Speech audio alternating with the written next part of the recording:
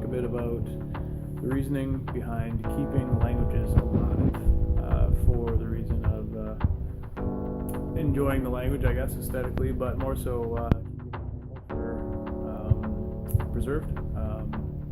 Keeping it intact and preserved and functioning, I guess. So I was going to bring up the language of Halkominum. We use it a bit at Departure Bay Eco School, and some parents probably think, oh, why aren't they focusing all their attention on learning French, for example, because it's the other Canadian language. But I would argue that actually Halkominum came before French. It was probably here long before French and English. And it's a culture that was the First Nations and all the different types of nations were, for the most part, almost eradicated by the Canadian government. So it's probably a good deal part of reconciliation to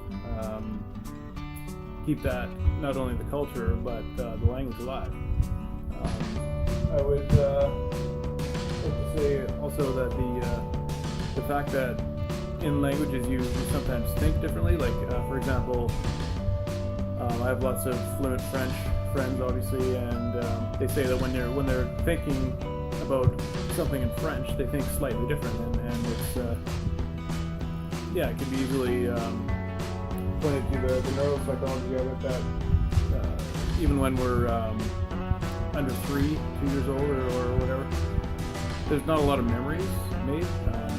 Most people have forgotten anything pre-verbal, so they don't really have much to say about memories before then, because memories are encoded basically verbally.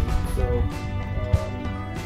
that's the impact that language has. So from that, I'm kind of leaning towards saying keeping this culture alive is not only important because the Canadian government tried to eradicate it.